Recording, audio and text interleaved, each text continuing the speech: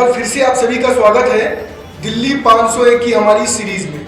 आज हमारे साथ जो मेहमान हैं उनको बदरपुर विधानसभा क्षेत्र में लगभग सभी लोग जानते हैं।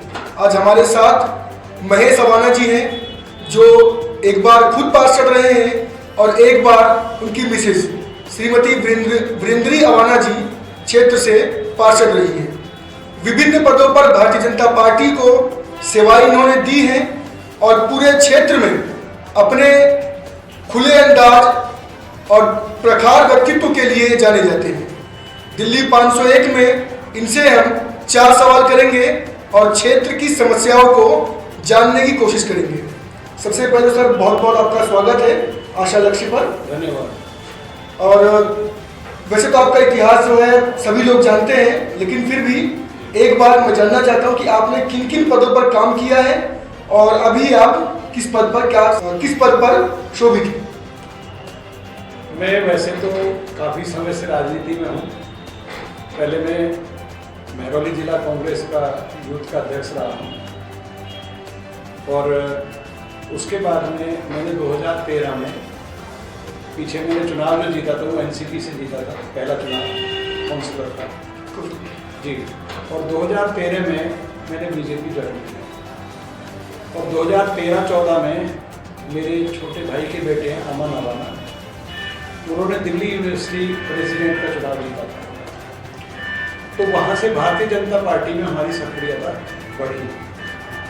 जब तक मोदी जी भारत के प्रधानमंत्री नहीं थे उस समय पर हमने हमारे भतीजे ने दिल्ली यूनिवर्सिटी का चुनाव जीता, जिसमें मैंने बहुत ज़्यादा सक्रियता से काम किया और उसका नतीजा ये रहा कि हमारा जो मार्जिन था कांग्रेस के सत्ता में होने के बावजूद केंद्र में भी और दिल्ली में भी और बाकी राजस्थान में, उत्तराखंड में और हिमाचल में सभी जगह कांग्रेस पार्टी की सरकार थी और उसके बावजूद हमने वो चुनाव बहुमत से जीता।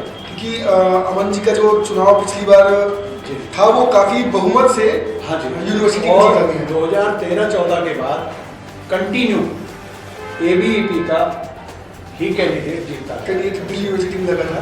और उसके बाद 2014 में मोदी जी देश के प्रधानमंत्री बने और उन्होंने जो अपना वर्चस्व कायम किया, जिस तरह से देश को आगे बढ़ाया, उसके साथ साथ फिर हमारा मनोबल और भारतीय जनता पार्टी के साथ बढ़ता गया और हम अपने तरीके से हमारे यहाँ पे लोकसभा के जो एमपी हैं रमेश बिधूड़ी जी, वो भी जीते।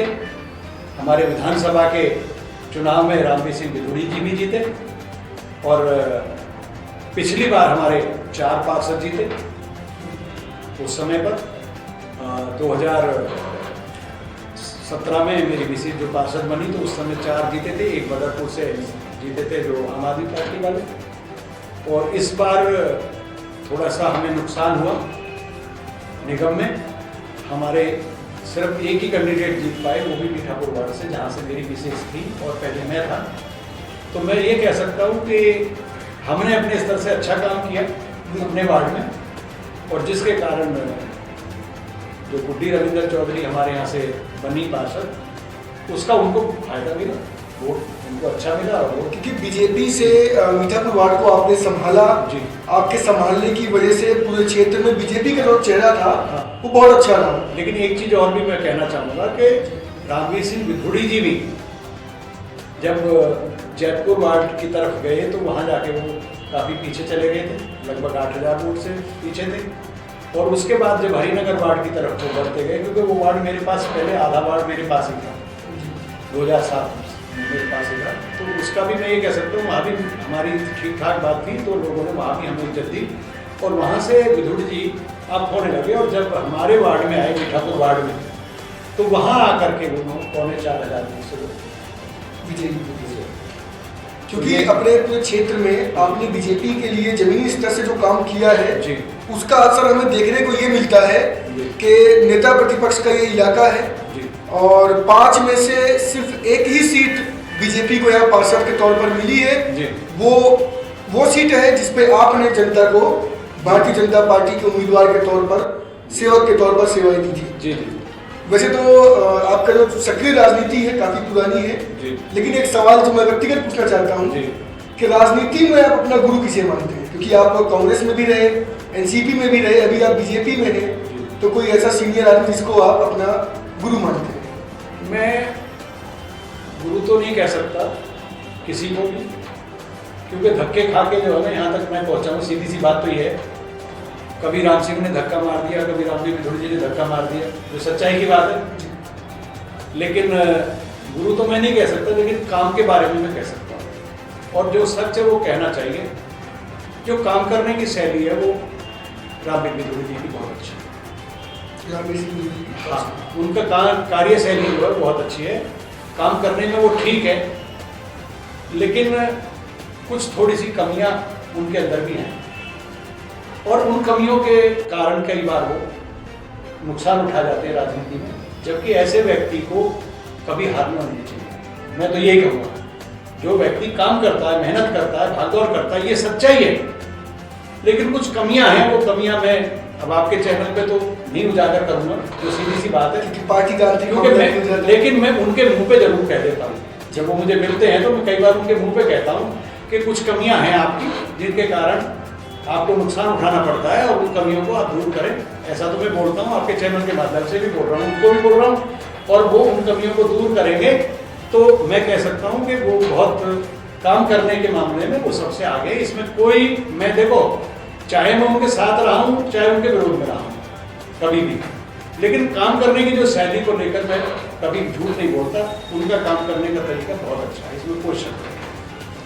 अभी दिल्ली विधानसभा में नेता प्रतिपक्ष के तौर पर रामवीर सिंह विधुड़ी जी काम कर रहे हैं। भारतीय जनता पार्टी में एक खास ओहदा भी वो रखते हैं।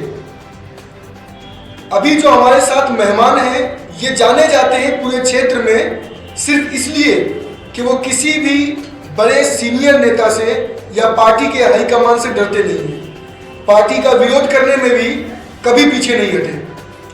खैर, आज जो हमारा पहला सवाल होने वाला है वो यही है कि आपके लोकसभा क्षेत्र से आम आदमी पार्टी ने सहीराम पहलवान को विधायक, जो आपके यहाँ से 2 बार विधायक है तुलकाबाद से, उनको अब की बार एमपी के तौर पर टिकट दी है। बिल्कुल, काफी नेता इस रेस में थे, और आपके यहाँ से पूर्व विधायक जो थे वो भी इस रेस में रहे, लेकिन अचानक से जो टिकट का फैसला केजरीवाल सरकार ने किया वो सहीराम पहलवान जी के पक्ष में किया। तो उनके चेहरे के चुनाव में उतरने से एमपी के इस चुनाव में क्या लगता है, कुछ फर्क पड़ेगा? देखिए, पहली बात तो यहाँ है कि सहीराम जी को जो टिकट मिला है उनकी पार्टी का फैसला है, और मैं आपके चैनल के माध्यम से ये कहना चाहता हूँ कि उनको टिकट मिली है, उनको बधाई देता हूँ। रहा चुनाव का सवाल, मैं पूरे तौर पे ये अभी नहीं कह सकता, क्योंकि भारतीय जनता पार्टी की तरफ से रमेश विधुड़ी जी अभी सांसद हैं। अब रमेश विधुड़ी जी को अगर टिकट मिलता है तो अभी चुनाव को हमें ये नहीं समझना चाहिए कि हमें अपने सामने वाले को कभी कमजोर नहीं समझना चाहिए। मैं अगर रमेश विधुड़ी जी को टिकट मिलता है तो मैं ये कहना चाहूँगा कि रमेश विधुड़ी जी भी ये ना सोचें कि भाई मोदी जी का जलवा है और हमें चुनाव हल्के में लेना है या हम आराम से जीत जाएंगे। ये नहीं होगा, क्योंकि गठबंधन अभी कांग्रेस का और आम आदमी का गठबंधन हो चुका है, और इस गठबंधन के कारण कहीं ना कहीं थोड़ी बहुत ताकत तो उनके अंदर भी बनी। अब मैं ये कह सकता हूँ कि मोदी जी का जलवा है, मोदी जी की इज्जत है, सम्मान है, सब कुछ है, मोदी जी के नाम पर वोट मिलता है, लेकिन कहीं ना कहीं कैंडिडेट को भी बहुत अच्छे तरीके से अपने चुनाव को लड़ना चाहिए। अगर बाई चांस किसी और को टिकट मिलता है तो तभी कैंडिडेट सामने आएगा।